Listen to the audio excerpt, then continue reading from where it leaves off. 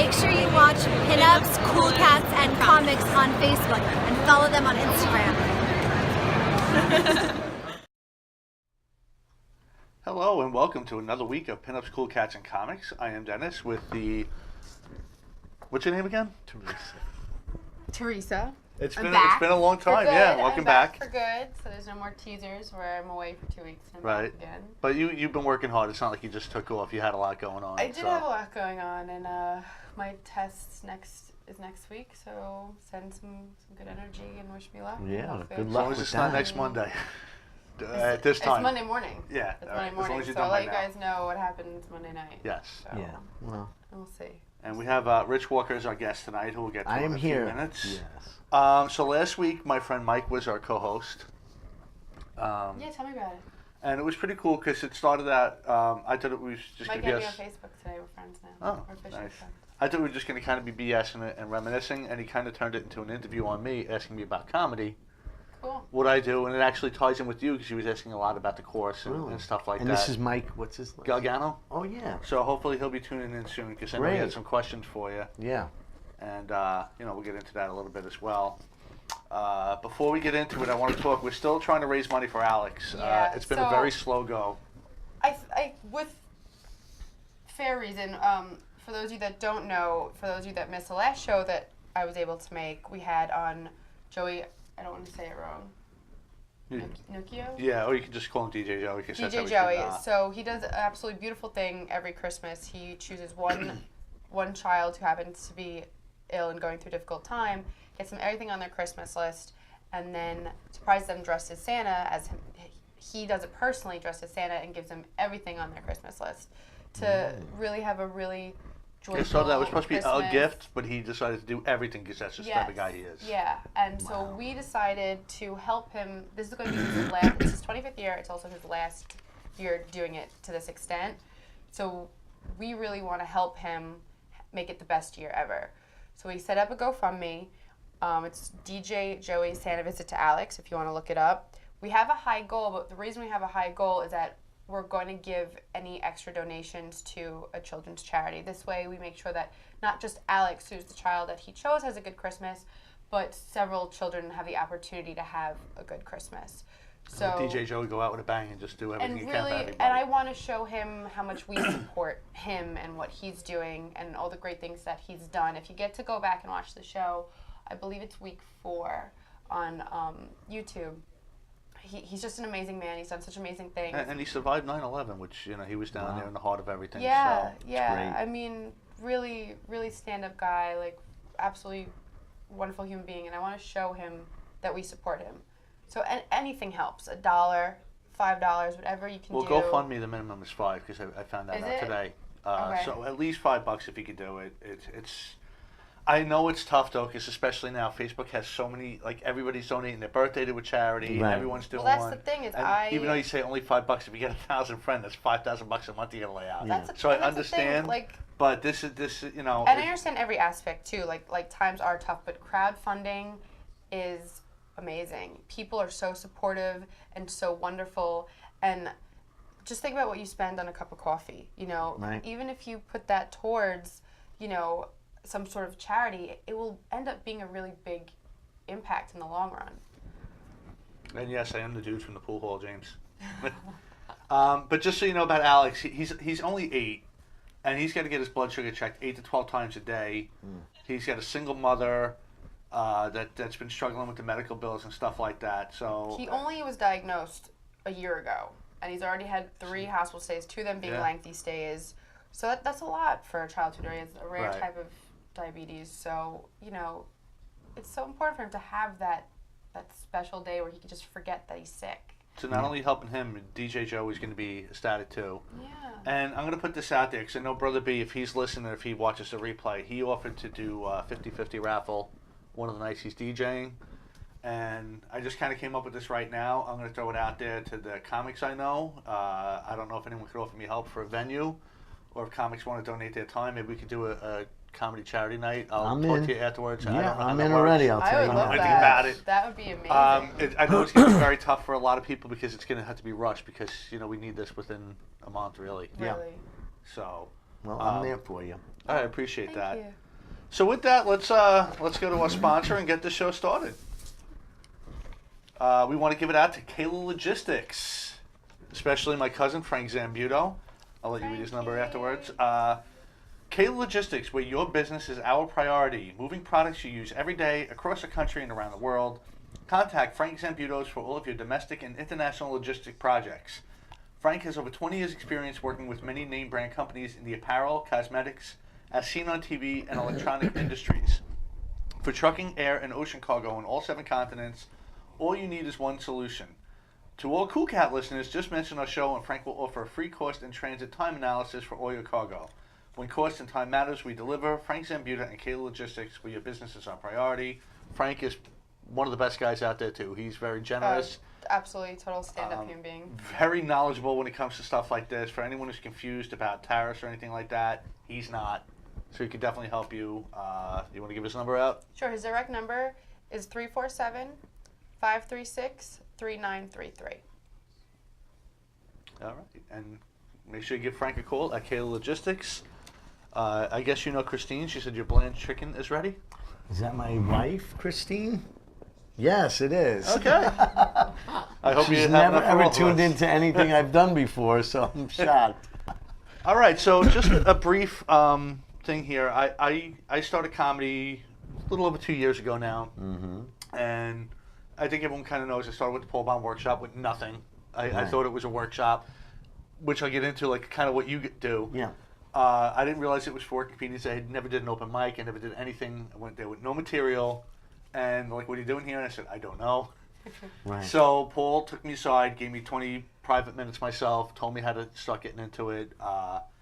Within a couple of weeks after that, Mike Dillon called me Right. or sent me a message on Facebook asking me if I wanted to enter a competition. I Right. was like, what are you talking about? He goes, aren't you a comedian? I said, no, really not. I just went to one workshop. He's like, well, if you want to do it, it's open. So I did it. He said, just come up with 5 minutes. I had exactly 5 minutes of material. I went down there early so I could sign up first, which I didn't Right. realize at the time. Nobody wants to go first. So I got Right. there like an hour and a half early just to make sure. Well, we'll talk about that. The tip Yeah. is to go first. Right. So I did that. I wanna And they're go like, first. why do you want to go first? I'm like, I have 5 minutes of material for a 5-minute set. If anybody does any of my jokes, I'm screwed. I got nothing. Right. And of course, right. 2 minutes in, I forgot my set anyway, and just had to make stuff up on the fly. But I had a lot of fun. It was good. I liked it. And then I figured, all right, I did it. Did another workshop with Paul, showed him my routine. They went through everything and gave me critiques, good, bad, and other tips. I did another show. I really liked it, and I said, okay, I did it. I kind of crossed it off the bucket list. But then as time went on, I was getting offered other gigs, and I kind of liked it. Then I started doing other stuff. I tried open mics, but I just didn't feel like I was doing good enough. Right. So I talked to a mutual friend of all of ours, Richie Byrne, Yeah. for about, it was over an hour, maybe 2 hours on the Really? phone. He was just giving me all sorts of advice and Wow. everything. And he highly suggested your course at the brokerage. Isn't that great? And he specifically named you Wow. because of what Because you we guys don't even do. care for each other. No, we do. I love Richie. Richie's But he great was saying the way you guys do it is very interesting, and you learn how to get your voice. Yeah. Instead of just writing hack jokes and becoming an open micer, which I'll let you discuss what the difference of an open micer and a regular stage Right. comedian is. He said, before you get in these bad habits, go there, take this course, and it's gonna propel you years ahead. guy. Do you feel it has? And definitely, It certainly definitely did. It certainly did. But Yeah. you guys have a great formula. So it's not just you. Right. It's Peter Bales. Peter Bales, And Steve Lazarus. Steve We Lazarus. teach it together. which, in my opinion, you guys are all very different but work the same. If that makes any sense. It does. It does. There's a little bit of arguing in class yeah. and everything like that. Which and, kind of makes it Well, fun too. You've been to the class, you've experienced it. I have not. So why don't you tell me and the viewers a little bit about it? Good. It's a 7-week class, and the first 5 weeks is classroom, where we try to establish a character or a persona, whereas everybody else would normally work on material. Like, let's get the jokes down. You come to the table and tell us. But we have figured out, like, through the years, not to give away a formula, but once that character is written, and once we know who Dennis Newman is, or Teresa is, we could develop jokes for that persona, right? Like, if you ever watch Taxi, remember Louis in the cage? You know, it's probably before you were Tony Taxi, right? But I'm aware of it though. So. okay, but like he was the bad boss, and he was such an evil character. They used to lock him in a cage. He was in the, you know, that's where the boss was, in the cage in a cab company. But when he walked on the set, the audience almost knew what he was going to say. I mean, that's how definitive the character was. Right. So once the character is written, you could actually easily write for the character, right? Like, for instance, like Dennis knows his material. If someone came up at a barbecue, they ever go, "Hey, you could use that." And you're like, "Oh, it really doesn't fit my act. It doesn't really," you know. You'll tell them, "Yeah, sure, I'll try it," but you never do because it doesn't fit your persona. So once that's down, that's the 5 weeks. Then we have the show, which is the 6th week. You're in a real show with real family and friends. And When you say real show, you're on stage at the brokerage. Right. It's not, you in know, a a little real small thing. people are it's paying the- admission it's to the come brokerage. see the show. Yeah. And usually we sell out. Was your show pretty? No, crowded? we had to compete with the Yankee playoff game. Oh, look at that. You were that night. Yeah. So anyway, but then that's the 6th week. And then the 7th week is a wrap-up class where we watch a video of the show, we tape it, and we tell you what you did wrong, what you did right, what to work towards, and where to go into the world of stand-up comedy. And we do kind of make the promise that we're going to get you a year ahead, if not more, than I would say other more than a year. guys that don't have the class, because there's no structure. When you're first starting stand-up comedy, you know, you're doing all kinds of risque, blue humor, where there's nothing wrong with it. But when you're first starting stand-up comedy, you have to learn the base of stand-up comedy, the basis, the topic, premise, punchline. And once you get that down, and we hope when you leave the class like you did, you're able to write your jokes for yourself, and you'll be able to write it to adapt to your character, and that's Stand Up University. Now, have you ever had any students that you kind of were like, stand-up just isn't for you? Or have you been Put able them right on the to... spot right out of the Yeah. bag. Well, no, I'm curious because Yeah, I'm know, gonna tell you people why. always tell me things. I have, and don't take this the wrong way, no interest in stand-up comedy. Right. People, especially people that have known me a long time, like Dennis, who know me and know what I'm like when I'm drinking, think I'm hysterical. Right. But I don't see myself as funny. And somebody even recently was like, "Oh, you're so funny on the podcast." I'm like, "What are you talking about?" But I know that Well, just by what you just did, the acting was funny. I don't wanna talk oh, the about- face, yeah, the it's face, all funny. the face. Um, But I know that I would not excel in stand-up. Well, it's not just stand-up comedy. It's everybody that's ever wanted to be humorous and use humor in their job. For some odd reason, every class we always have a drummer and an attorney. We can't figure it out. You're not a drummer, are you? No. Okay, but we'll find them. We always ask the questions. find What do you you? do? What's your hobbies? And it comes out. But like an attorney would take the class because he wants to get in front of a jury. If the jury likes you and they find you humorous, they're going to go with you. They always do. Sure, it is And- a personality contest with them. Yeah, yeah. And did they really want to be attorneys, or did they really want to be stand-up comedians? There's so many, you know, attorneys that have become comedians. If you look out in the comedy world, I can't name any offhand, but like I know, like Al Lubell, who was the winner of Star Search, he was an attorney, quit, went on to become a stand-up comic. But it's not just for stand-up comedy. Like I teach a class at the Gateway Playhouse in Bellport now, and my class is primarily built up of actors. It's actors trying to get that comedic timing down, you know. Because I've had discussions with Dennis before. I'm really interested in taking an improv class, and I asked him like, what do you think about if I were to take your class? And he's like, Right. well, if you're not looking to do stand-up, it's not really going to help you. So I was always curious to see what would happen. I think it would help your confidence, but I think a specific improv class would help more. Maybe you have a different opinion on that. Yeah, there's a lot of improv classes. You I'm know, not if you even asking. I don't mean to interrupt you. I'm sorry. Yeah. I'm not even asking to discuss the improv. I'm just more want to discuss like how you mold that persona of somebody. Well, I don't know if this answers the question, but I've been doing stand-up comedy now, 24 years, right? Okay. And I felt like after like 15 years, I should have been further along. So I started taking acting classes. And the acting classes, I found the first day of the class, you're doing things that break down this kind of world you're in. You know, you have to be out there. You have to be a little bit more vocal. Like the first day of class, they go, make a big face. And you're like, blah, blah. And, you know, I could never do that here, you know, if I didn't take these classes. And Right. then make a little face. And then you're crawling around the stage. He goes, you're a pig, you're a cow, you're you know, a dog. And everyone's going for for 20 minutes on their hands and knees crawling around the stage. And that starts to break down a lot of inhibitions, like where you don't want to, you have to be out there as a comedian. You have to, that stage, let's say it's the size of this table, is your world. And you have to control that room. You have to command that room. Don't just go, hey, how you doing, and tell a joke. It's persona. Your whole personality comes out. Look at Robin Williams. Look at Chris Rock, who just paces that stage back and forth, you know. So Just before this gets lost, Joe Coffey said hi. He works with V at the alarm company. Joe Coffey. Joe Coffey, Yeah. he's saying hi to me. Yeah, she talked to him earlier today. Said you were going to be on, so he said say hi to Rich. Oh, hi, yes. That's funny. I And, know and, how and you're Anthony talking brings about. up a good point because he said, "Tell him the Yeah. truth. You get your sense of humor from your old buddies."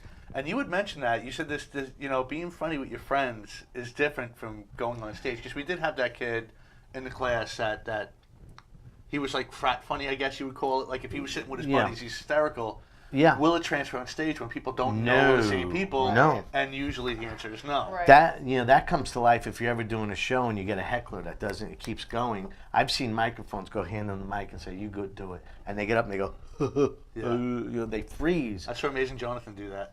Did he? Yeah. So there's your, At the brokerage, no less, I believe it Oh, was. really? Because somebody yelled out, "You suck." He goes, "All right, you think you can do better?" He goes, "Yeah." He goes, "All right, here." And he called him up on stage. He sat, And he they put his feet freeze. up. He's like, "You suck," right away. And the guy's like, and he was going to say something. He goes, Yeah. what? Yeah, And he yeah, couldn't yeah. do anything. He goes, "Yeah, sit down and shut the fuck up." That's great. Amazing Jonathan was It's great. not though. easy he was getting amazing, up there, I yeah. can imagine. It's not. I mean, Well, Jerry for- Seinfeld said that people would rather be the guy in the box than the one reading the eulogy. It's very scary, and we always talk about it's really the number one fear in human nature. You know, Peter Bales always says in America, but it's not. It's human nature. Right. People fear public speaking, especially when you have to go up and tell jokes and be funny. Right. And there's nothing worse. You know, I mean, I could speak for myself, maybe Dennis, but there's nothing worse than when you don't get the laugh. But after a while, it doesn't even faze you. If you don't get the laugh, you move on to the next joke. that hurt the first time I went to the Broadway in Manhattan. Yeah. And it was just, the crowd was attentive, but just didn't laugh. So there I am, you know, I'm preparing my set mentally in my head before I go up, so I'm not paying too much attention beforehand.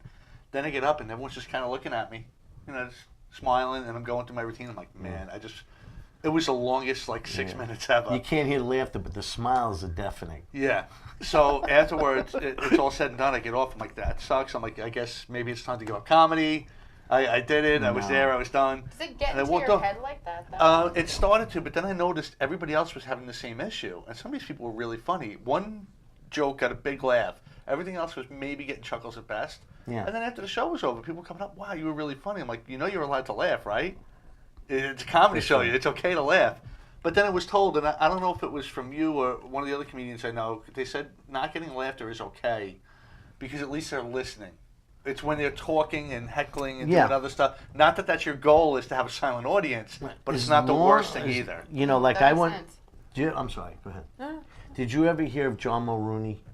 He was a big Long Island guy. He used to host Comic Strip Live on name Fox. sounds familiar. And in the country, probably one of the top 10 funniest guys you'll ever see. So funny. But John Mulrooney one night, and this is when Bob, is an old name, Bob Dole was running for president.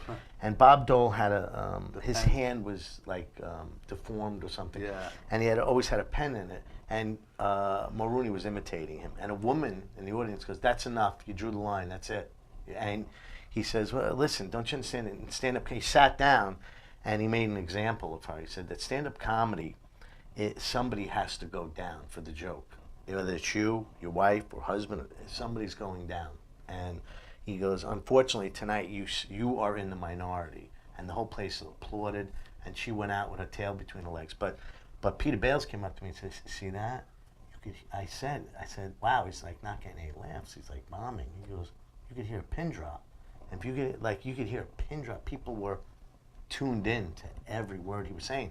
So stand-up comedy, yes, it's all about laughter and getting the laughs and becoming funny, but still, you gain a certain admiration.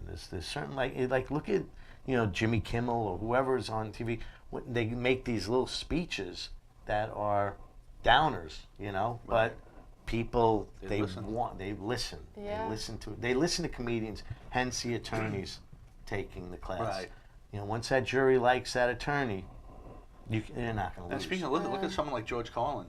A lot of stuff he said wasn't Not necessarily funny. I You know, he watched the started whole as like show. a I hack don't comic laugh. prop and stuff, but then he's done stuff that was just so.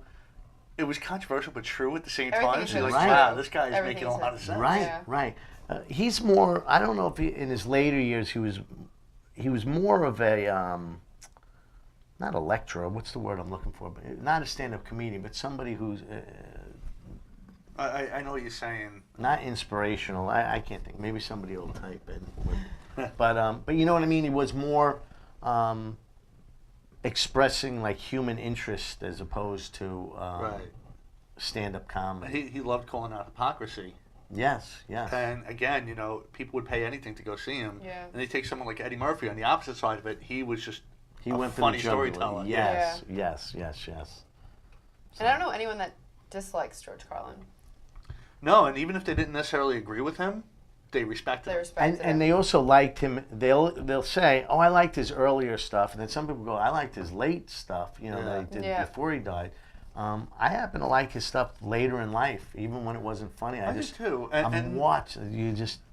You're enamored by him just watching. Right? It's amazing. you know, we've had these discussions before, and any seasoned comic will tell you there are certain things to stay away from, especially when you're new, because you Yes. don't have an audience yet, so you don't want to split them in half. Because So you, true. you, That you don't makes want half of sense. nothing.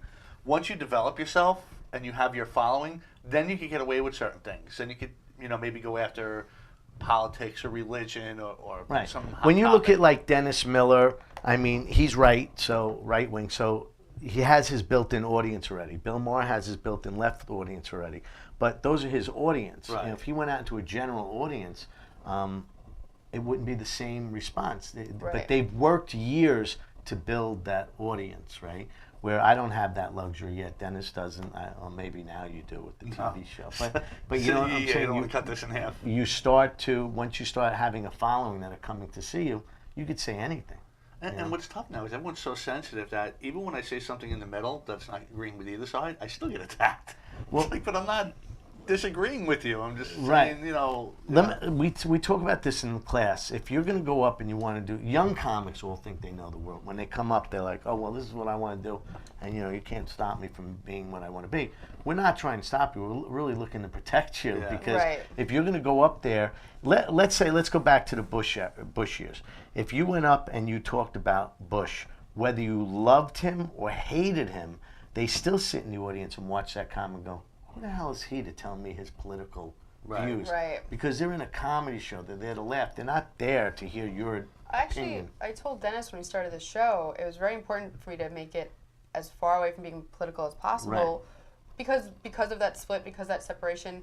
But also, particularly now, you can't get away from politics, and Right. I want a good break. Right. You know, And- people Exactly. want to relax and have fun and laugh and not think about it for 5 minutes. Yeah. Whether it's good or bad going on, you want to just a break from it. Right. I see Mike's listening now. He even asked me last week about doing political jokes, and I said, and this is my opinion, and I don't know whether you agree or disagree, but a Trump joke at this point is just so hack. Well, Yeah. Trump sucks, and there's Well, nothing either- behind it. There's no substance behind it. Either Right. side, it's Right. like you've heard it all before. Yeah. Everybody's already said it or something Right. close to it. It's like enough already. Now It's I've beating heard a dead horse. really good Trump jokes, which is great. If somebody wants to do that, that's fine. But have a joke. Just don't say it just to be like, hey, look at me, I'm saying this. Yeah. You know, to me, It's not the place. Your show is and- not and- the place. You have such a variety show here. I mean, it's even in the title of Right. the Yeah. show. Yeah. You know, pinups. And, As far as the comedy cool world, cats. maybe, Cool cats. maybe you can explain to people the difference between a stage joke and an open mic or a hack joke. Because I don't think a lot of people know the difference. So A stage joke, an open mic joke. Well, you know what? Let me. This was once explained to me years ago by Rock Rubin, who became the executive producer of The King of Queens. Kevin Can Wait. He wrote Zookeeper. He wrote Here Comes the Boom. You know, this guy, Rock Rubin. And he once said, when you're writing your material, write 3 piles of material. Or when you write your joke, put it into A, B, or C. A is going to be your TV quality material. If you ever get a break to audition for America's Got Talent or something like that, you're going to go, you want to do your A material clean. Then you have your comedy club and bar material, which is a little bit risque, which is fine. And then, well, I should say your comedy club, Knights of Columbus's, Elks Lodge, theaters, stuff like that. You could be risque and have a little, people are going out, they want to be entertained. They're not going to Disney World. They're coming to see a comedy show. Fine. But then you have your C pile, which is your blue material, your dirty jokes or whatever that you do when you're doing a bar gig or an open mic and you can get away with it, nobody cares. So separate your material, which is very hard. There's a lot of comedians have all three mixed together. So when they're asked to do a clean set, they can't do it. You see them wallowing it up there. And I know stories of some famous people. Well, they're not really famous. They could have been very famous. But when they had their big audition or their big break for television, they were asked to be able to separate the smut out of the joke, and they couldn't. And they folded up, and it cost them their careers. So like my act, I know, like he was talking about the chapstick bit or a bit on Coles or whatever, I could separate. My act is all in pieces, There's a comic out there named Keith Anthony, does something that's wild. Did you ever see Keith? I'm sure I have it. Keith has a ditto sheet, and all his jokes are written like three times. Okay, yeah. So when he goes up to do a show, he circles which bits he's going to do, and then he puts that on the bench. Instead of writing out each thing he wants to do, he could just glance down and see, this is what he needs to do for that show. That takes a lot of discipline. Yeah. But that's his way. Everybody has their own way, Now, I see the Better Half podcast guys are listening, and they said, Amazing Jonathan, that's a throwback. And speaking of throwbacks, they say those who can't do teach. That's not true in Rich's case, because you've been there and done it all, including sharing the shades with Kevin James, Sure. Ray Romano, Yeah. Bobby Collins. Yeah. If you want to start going throwback, Emo Phillips. Emo. Emo was my dream to open up for. That was my I don't even know if favorite people comic. remember who he was. I do, No, though. it's He was. Why was he your dream? Emo Phillips is like the best writer in the business. They said Jay Leno says he's the best writer. He started Meet the Parents, and that was actually a movie that he made before the real motion picture came out. Oh, wow. They That's loved cool. his movie so much, which was like almost like a college kind of production. It was grainy and stuff like that. And then they said, this is going to be a great movie. And then they made Meet the Parents, like that. So his name is, I think, on that frame. If you look in the credits, you'll see Emo. But his writing is so good, and he's so clever. Like what would be one of his jokes? He says, "I picked my mom up at the airport. Well, it was dark in that lounge." So he's really, really deep. He was kind of like an emo Steve. Well, Stephen Wright was a little emo too, but He had was, black hair, bangs yeah. like this, like emo. The name Emo, I swear, came from him. It had to. And he was Yeah. Emo Phillips, and he talked very strange You- and very weird. It goes back to what you were saying about creating a character and sticking to it. Yes. I'm sure he doesn't walk around all day like that, but maybe he does. I don't know, but he could sell that. Yeah. But we've had this kind of conversation before. Where in every aspect of your life, you're a different person. Like who I am when I'm bartending, and who I am when I'm modeling, and who I am at home Right. when I'm, with my family, are three completely different people. And who I am like this person right now, you're getting a completely different person than you would if you were to come Right. visit me at the bar. Right. So I guess that just kind of resonates. Dice same Clay was thing- another one. everywhere. Stand-up comedy, you're an exaggeration of who you are. Right. It's like if you see me now, I'm like a little bit reserved. But if I go on the stage, Dennis too. We all come out of some sort of shell, like it's right. See, that's what was holding me back at first because I wasn't. I was just kind of getting up and going through the routine Was like that I am hard right now. for you to get out of your shell on stage? It was more of a confidence thing because it's different. Like because I was in a band, I was a lead singer of a band, and because it was a cover band, when the song starts, and this is one of my jokes, people are into it. They already know it. You start pouring some sugar on me, people are already like, yeah. Oh, So yeah. before I even open my mouth, the crowd's there. Just by the drum beat. So yeah, I can start. I feed off them. With comedy, it's a little different. I mean, yeah, you get the applause when you're going up to the stage, but then it's like, yeah, funny man, make me laugh, and then it's like, okay, I got to give you something to get it back. That was a hard transition. Right. Is that annoying? Hearing that all the time, where like once it comes out that you're a comedian or that you are part of the school. Yeah, I'm glad you brought that up because I wanted to get into that. that Yeah, I do people too. always ask like, say something funny. Well, can you tell me a Well, joke? Make me that's laugh. that's the equivalent of someone says, "Oh, I'm a dancer," and they go, "Oh, you are dance for me." You're not gonna. It's very different. People don't really do that, though. I really feel like they only do that to comedians. Because like no, we've but been that's out in what social it's. settings. Well, that's what he's bringing up. You We've wouldn't been- do that. Right. You, And I you know don't everyone want says to. stay away from the hack jokes, like, oh, I don't tell you how to cook a burger, don't tell me how to do a joke. But Right. you kind of want to say that sometimes. Yeah. Do you find now that you've been doing it, what, 2 years you said? Do you find that when you're in a social setting, whether it's a barbecue, and they will come over to you and they want to tell you jokes, and it's really weird, like I said earlier, is they come up and they go, it's the most racist or vulgar joke, and they'll go, you could do that. You try, you do that. Like, it's like really odd. And sometimes it is funny what Yeah. they're saying, but it's just not your Right. It doesn't fit. in your thing, yeah. Right. And I get it all the time, especially at work. Like, oh, I hear you do comedy, yeah. All right, make me laugh. Tell me something. No, come to my show. Yeah, that's Or right. make me want to come to your show. Well, I'm what's like, one of your do that. bits? And you know, let me talk about that real quick because Yeah. it doesn't transfer well when you are doing any of your act in front of you know in an office or an Right. office environment, and because a stand-up comedian, the goal is to get them in a rhythm, right? But you know, I always talk about the metronome on a piano, right? You're gonna go. Topic, premise, funny. Topic, premise, funny. Topic, premise, funny. Topic, premise, not funny. Topic, premise, funny. Topic, premise, not funny. Topic, premise, funny. Right? And then what's happening is some jokes are soft, but the audience is in that rhythm of laughing that they're gonna da da da da da laugh, da da da da da laugh, and then it's da da da da da not funny, but they're still gonna laugh. So when they go to work the next day and they're at the water cooler in the cafeteria and they go, I saw a comedian last night, funniest guy I've ever seen. They go, tell me one of his jokes. And you repeat it and they go, That's not funny. Yeah. And they're like, well, you had to be there Yeah. because you really do have to be there for a stand-up Yes. comedian. And there's nothing like live comedy, sit in a comedy club and where you're sitting this close to people and it's the laughter just spreads. It's so different than, you know, if watching it on TV. You can't watch Absolutely. stand-up comedy on TV. You know, people at home right now going, Rich Walker, not funny. I don't get it. It's Right? well, some can transcend that because I mean, I loved sitting watching like people like Eddie Murphy growing up or Stephen Wright.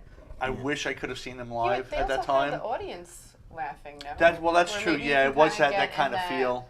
But that's what I would call. I like the storyteller joke, and I know a lot of people don't like to say because you said it's not a story. It's That's right. but it's a little different than someone like Stephen Wright or Jackie the Joke Man who's going out and just telling you jokes. Right, well, those are Or one-liners. hey, you know, or, let me yeah. tell you what happened to me today. Now let me switch this. Let me switch this. Eddie Murphy had a start, a middle, and an end that all tied in together. Right. But along the way was doing exactly what you said. Well, Set up he jokes, actually set up jokes. acted everything out, Yes. Eddie Murphy. I mean, down to the ice cream truck and chasing the ice cream truck and getting the ice cream. Right. I mean, it was all acted out. Yes, there may not have been punchlines, but it was the whole visual, the whole experience. Getting And a there, lot of which was fun. relatability, which everyone tells you is really the Everybody. secret to success is relating Yeah. to people. Do you remember, like, Absolutely, when I do Eddie... it all the time. Yeah, that's right. On the ice cream bit, just him alone going, you're there picking like the worms and well, I forgot what he said, but you're looking at it and you hear those bells. He says, and you lose your mother effing mind, right? Because you do. You as a kid, you would lose your stuff. And you know? it's true, we all did it. You heard Yes. the bells and dishes. Everybody was like, it's like, yes, That's you right, and you how hear- pissed off were you when it was the knife shop in the truck? Oh, right. Or the whip. For- That's an old one. That's. Do you remember the little rides that used to come around? That's my time. Oh, wow. Wow. Like That's a little really throwback. Ferris wheel in the back of a truck I or a forgot whip. about them. That was a thing. Yeah. Yeah. Sorry. I missed the country. Remember the country store? They used to It come was an around. ice cream truck that you could walk into. And it was like a little small, you know. It was, That's cool though. Yeah. Like, I Do they feel still have deprived. bookmobiles? We had a I haven't library. seen any of that it was the stuff. bus, but it was all books in it. And they used to come to your neighborhood. You used to go up one side, pick out your books you wanted, and then go to the counter, and the guy would stamp them, and you leave. But it was That's your library. cool. Yeah. Computer replaced all that. Yeah.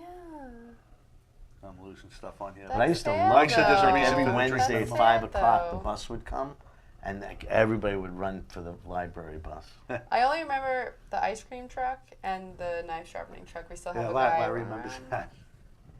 Yeah, that sucked because he was so pissed when he saw him. Like, "Rah, get out of here. No fair. Yeah. You better have ice cream in there. Um, Yes. before I don't want to get away from what you're talking about, but I just want to get other stuff out there too, because you don't just do comedy. You don't just teach comedy. You've also written and started commercials, like for PC Richards. Yeah. Oh, that's cool. Yeah. You want to talk about that first? I put my eggs in a lot of baskets. That's because if awesome, you're going though. to make it in this business, I always felt you have to be versatile. You know, get out there and do everything. If someone has a Santa job or whatever, do it. What do you got to lose? You know, I draw the line at being a big head costume. You know, like you coming as Dora the Explorer or something. I don't want to do that, but you know, you do everything. Like I do a couple of things. At White Post Farms in Melville, I'm like a cowboy in like this Western show. That's awesome. Fortunately, I've been doing that for about 20 years now. And it's every fall festival for 6 weeks. But then also, 3 years ago, I started working at the Gateway Haunted Playhouse. That's where I was going to go right at the PC Richards, because Yeah. it was. Well, the oh, PC yeah. Richards, I did Amazing. commercials. We know so many people Go ahead. we know so many people that work at haunted houses and love the experience. Yeah, So, it's a lot of fun. what do you do? I am what's called a heckler. You didn't see me that night. It was the one night I wasn't working. Who was the girl in it? She was really good. That She was funny. Ellen. Ellen. She's in the acting. Takes a lot of the acting Okay. classes there, and you know, and she's close to the Gateway Playhouse, and they wanted a female in there some nights, you know. So, but I was teaching my class that night, and I came out and I see Dennis filming the show, and I'm like, "You come tonight when I'm not in the booth?" But it's a skeleton in. It's a big booth in the middle of a midway. While people are waiting an hour and a half to get into the haunted playhouse, they come over and they talk to him, but he rags on them and he rips Captain people Blood. to pieces. That's awesome. I did the interview with her as well. That's right. So- She said that. Yeah. But I call him Captain Blood, and what's really funny is he's not really a captain. Somebody pointed it out. It's like a circus ringmaster. Okay. But we all thought it was a captain of a ship, and it's a big puppet about this big in a booth, and they come home and talk to him. But the funny story what happened this season. I'm in the booth and I'm controlling him from the back, and they can't see me. It's called black art, I think, where you're behind like a screen. If the light is on the outside, they can't see in, but you could see as clear as this out. Wow, it is right? that clear. It's That's very pretty clear. cool. I can tell what color the shirts are, everything. So, so 4 college girls come running out of the horn. They come over to me because it's like it says guest services over the door. And they come over and they go, "You got to tell us who's inside that. He's wearing a lab coat and goggles. He's gorgeous. My friend loves him. You got to tell, who is it? Who is it?" And the puppet's going, "I don't know who it is." They're talking to a skeleton with the mouth moving and everything. I go, "I don't know who it is. 100 people working in that horn." And they go, "You got to tell us. Come on." I go, "I don't know who it is. It's 100 people." So I go, "Why don't you wait by the hot dog truck when they come out after the haunt is over? They come eat over there." And I'm not waiting an hour and a half. Just tell us who's in there. Then the one girl goes, "Who is that in there? I see somebody in there." Because if you're there for 20 minutes, you could start to see. You know, it's Okay. ruining the illusion. The illusion. Yeah, yeah. And she, "Who's in there? Who's in there? Show us who you are." So after another 15 minutes, I go like this, real fast, and she goes, "Ew! It's an old guy." Wow. That's my favorite story this year. Oh. Yeah, it was funny because we had Jeff on the show. You see, her age likes that. Yeah. See? It's He's funny. like, "He is an old because, guy. I Because gotta I relate." bartend, and the place that I work at now has a very young crowd, so I could pick out all of my So if I customers show up there, that you're like, would. "Ooh, it's an Well, old the guy." Friday nights is a young crowd. I have but a the other relatable days story. Isn't. With you, actually. With me? Yeah, with you. All right, you gotta tell it. 'Cause now I'm She curious. bartended at Belmore Billiards, and I used to be the bouncer there. Oh. So there I am, and I see a couple people I went to high school with, and hey, what's going on, blah, blah, blah, haven't seen you in a while, and they go off and they drink. So I'm at the door, and probably an hour later she comes over, "You got to kick that old couple out." "What old couple?" "Over there." I'm like, "Who?" "It's those two." And I just say it was the people I went to high school with. Oh. "The old couple, huh?" Like, "Thank you." Old couple. Yeah, the old couple. That is great. So now I'm even more mad when I go over to him, like, "You got to leave." "Why?" I'm like, "I don't know, just get out. You're old." Well, why? We do something wrong? Yeah, you aged Yeah. out. That's funny. I don't know what they were doing, but yeah. They were I probably didn't care really at that drunk Do you know and what I being get and I nasty. hate now? I get "sir." Like, and they hold the door open for you. You know Like, what's funny? I didn't care. When I was younger, people would call me ma'am, and I guess it was just because it's the polite thing to do. But when I hit 30 and had my daughter, someone called me ma'am, and I was like, ma'am? Like, I was so offended by it. Yeah. So I could, It's scary. But But good, now you're you- going to get it back. yeah. It was something about hitting, after I had my daughter, all of a sudden I started noticing, I like, aged, 15 years overnight Right. mentally, and like Yeah. I started noticing all these things and things I used to think was amazing and hysterical. Now I'm like, what are you doing? Put some pants on, like just like judging all the girls and All the stuff. things that you've heard, Yeah. like, and now Yeah. you see and you're like, stupid kids, they're so stupid. See, that's why I like my age jokes, and it was a little tough at first, but a lot of it was my delivery. When I talk about the millennials, like they're so stupid. And you get Yes. that look at first, but then I start relating to stuff we did when we were young, and they're like they get that aha moment, like, hey, he's making fun of himself more than us. But yeah, it's true. As You long as it start goes looking- full circle back Yeah, to you as a yeah. comedian, it'll always work. But yeah, But there is a lot of relatable stuff, regardless of your age. You Yes. know, like I feel like it's well, just, that's why I make those jokes, because everyone made fun of the fidget spinners that they were so stupid, but we used to do this with a spring, and we Yeah. really did. That's If you right. watch a commercial, it's like it's fun for a girl or a boy, and they just, and then you would go try to make it go down the stairs, and it never went all the way. I mean, we had stupid toys too. So, and again, they attack people for not singing. We in the '80s actually had a band, or whatever you want to call Everybody Milli knows. Vanilli, that were professional Oh. lip syncers. They didn't Yeah. even sing.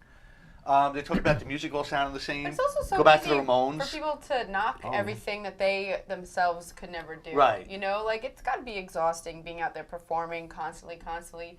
I don't blame someone for lip singing. Like you're Yeah. still. Well, no, they just never sang. It wasn't even them. Oh. It was It a wasn't them at all. It was recording. two I didn't completely know different that people. one. Well, Alright, I that will didn't say know. one I thing thought they were about just lip-syncing. Milli Vanilli. I don't know if you have to. I've heard of them. Well, it's Blame It on the Rain and all these songs.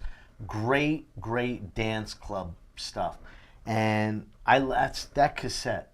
You know what that is? It's like I got know two what holes in it. And, okay, I'm kidding. But it was a cassette, and it was the best cassette I ever had. I just loved that cassette. And then the news blew up that these two guys were lip syncing this. I'm getting off track with the comedy, but they were lip syncing. And I think a recording snapped or something during a concert, and then they started singing in their own voices, which was totally different. So, but just recently, about a year ago, I said, I don't care. That Milli Vanilli was my favorite cassette tape. I said it like here on Facebook, my favorite cassette tape ever. And then I get a reply from the original, the one who sang it. He was not singing. He wasn't Milli Vanilli. He was the voice. Oh, of the it. actual. And he okay. says, Rich, I can't even thank you enough for that. One guy killed himself. He was so Yeah. humiliated. It Oh, was very sad. wow. They destroyed it. It's funny. I is didn't know MTV that. built It was them a up. record label that put them together. Yeah, they were.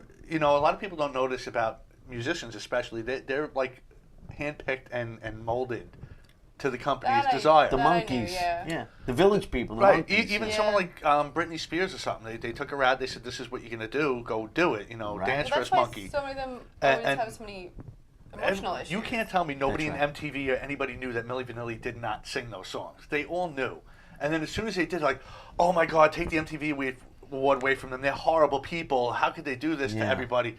And then they kind of left them to hang out there by themselves. But it was when still one of the wasn't, most enjoyable things. But he wrote me this nice letter. It's still somewhere, but he just thanked me that he says we worked so hard on that album, and going back to what you're talking about, people just didn't appreciate it after they heard that it was a show. Now, We how were come- putting on a show. But how come Right. the people that recorded the album couldn't perform it? Because they had they developed a show of two guys with the dreadlocks who danced and did all the dance moves, so the people in the dance clubs could watch the videos and dance. But they were singing, but they were lip syncing the real Plus, singers. those guys were models. They were models. Do you they were remember everything. the Blues Traveler song "Run Around"? Yeah. The video Yeah. where he's back there performing and the other people are on stage. It was just like that. It's like, hey, nobody wants to see this guy. They want to see that guy. So they Okay. went out there and they were the behind-the-scenes talent, and they put the models out there to be the front people. Right. Because apparently in music, and Simon Cowell took a lot of shit for saying that one of the contestants was too heavy to be a singer, yeah, and he yeah. got attacked for that. But yet, Brandy, real life story, when she went out, she was an attractive girl. When she went out to be a singer, they said she was too ugly to sing. How do you say that to like a 14-year-old girl? Oh yeah, it's I bad. don't think they care. No, they don't. They really Yeah. don't. And that's why I appreciated Simon's role in that, because he was a direct what you were going to get when you went to the music industry. They didn't hold No, back. you've known me a long time, and this is still an entertainment industry. I've always been about the same size. I'm even thinner now than I used to be, and I don't want to be. My last year modeling, they told me I had to go to the gym, that I had to lose weight. I was the thinnest girl out Wow. of 10 girls I was told to And go. that's just the industry. Yeah. You know, it's brutal. You know, entertainment's brutal. Doesn't matter what form you're in. Right. They keep looking at me going, you need to gain weight. You know, you need to gain weight. Your face ain't heavy enough. Right, because you know, Really? I'm kidding, no. in comedy, you need to be a big guy. That's why I put on all the weight. But it's true. They don't care about the person or their well-being, and sometimes No. they don't even care about the talent. They just want you to look a certain way and, Well, and yeah. fit a certain mold. Exactly. If you ever watch like America's Got Talent, like that Susan Boyle, the old woman, the old mother loves woman, her. and she looked like the queen nerd, you know, whatever. And they loved that background story. You know, she was a misfit in her community, and she comes out and Simon, they're all laughing, and then she sings like that operatic voice, and Right. they're like, you know, that's TV. They Yeah. want, Yeah. you know, they want interest. But you see that a lot too. There's people that have these, you know, difficult backgrounds or difficult situations or self-taught, and all the judges look at each other like, okay, they're going to be a joke. Okay, next please, before they even sing or whatever. Right, yeah. And then they start to perform, and everybody's like so taken back, and they're amazingly talented. But it's so sad that everybody puts that judgment up right away. Right. Even They if they judge the book by its cover. over-exaggerate it for television, you know, we always joke about good TV. Apparently, Rich eats a lot of Doritos. Why? Who said that? Christine? Yeah. Let's see what she's saying about me. Rich Walker eats a lot of Doritos. I do eat Doritos. It's the only snack that's good. That goes with Just my that face. one, nothing else. I love Doritos. Yeah, I you do. gotta try the Reese's peanut butter cups or whatever it is, the fast break with the Reese's Pieces inside. Oh, good. Great. Yeah. Yeah, Are they good? we're Reese's Pieces people. in Yeah, I'm a our big house, yeah. Reese's Pieces. Reese's has to be the best candy, I think so. right? Yeah. I actually said to Tony today we're never allowed to buy Reese's again because my daughter keeps finding the tinfoil everywhere, and she's only 15 months old. Oh, So I don't so know she why. eat the tinfoil? Yeah, I don't know who the last person was to have Reese's in my house, but she keeps finding the tinfoil everywhere. One time when my daughter was a little baby, I was in the kitchen, I was doing dishes, and I come into the living room, and she reached back in the back of a TV, underneath the TV of the cabinet, and she was sitting there eating incense, the little triangle ones, wow. and like this. She was just sitting on the floor, and her whole face was orange, and her fingers were orange, and I called poison control, like, because, you could light those up, Yeah. right? Yeah. And she ate them like I can't, like this. And I'm like, what are you doing? And I called up. They said, no, it's just it's like oils. There's nothing to Yeah. worry about. Thank God. That story went nowhere. Yes. Yeah. You're right. I'm trying to think of like what has my daughter done. You said I'm addicted to Reese's. She's an enabler though. She gets me though. Oh, so it's bad. I'm trying to be good, even though I just ate a bag of candy corn. I love candy corn. I still have some. I don't know why Everybody people loves hate candy. candy You know corn. what it is? I found out it's only certain types. So, because I got candy corn. Branches. Yes. That's the best one. Brock's, whatever it is. Whatever. Yeah, Because Brock's. I always got read it. another one. I always read it as Don't branch. they make the Easter egg jelly beans? Yeah. Yes. But then the Jelly Bellies are supposed Just to be the best born ones. jelly beans are the best. Just born? Fight me. Yeah, I gotta try them. amazing. I can't fight They're yet. ama- 'Cause I'm gonna find them for you guys this season. But yeah, I get this other candy corn. I don't know what the brand was. And I threw it in expecting the same. I was threw You know what my out. mom bought me? She bought me candy corn with chocolate covered peanuts. And it was That's interesting. interesting. I didn't hate it, but I also didn't really enjoy it that much. Right. I mean, That's I kept eating it, but I wasn't Right. really enjoying it. It's like Cracker Jacks without the peanuts, Yeah. right? Mm. That was a candy when I was a kid. know It it- came in a Yes. Yes, So candy Larry, corn. you don't like candy corn? Candy corn, Yeah, Larry. I do. Everybody likes I like candy corn, and I don't I have feel like Spice everybody Girl that dolls. says they Okay. hate candy corn is lying. Yeah. I like. And I it's like Hawaiian pizza too. Fight me. Let's go. That one I'm gonna have to say no. But you know what? You can put everything else on pizza. Why do people get so offended by pineapples? You can put anchovies. You can put salad. Name one other fruit you would put on a pizza. Lemon. You would put lemon on fruit. People do. Get lemon out on of fruit. here. No, lemon on pizza. I mean, lemon they on make pizza. They make the. the lemon chicken and stuff, and they put it on there. So why not? Oh, but that's They no. put They put everything on lemon pizza. chicken on pizza. They don't put lemon. I'm sure if you go to enough pizza On places, pizza. you'll see the sliced lemon on there.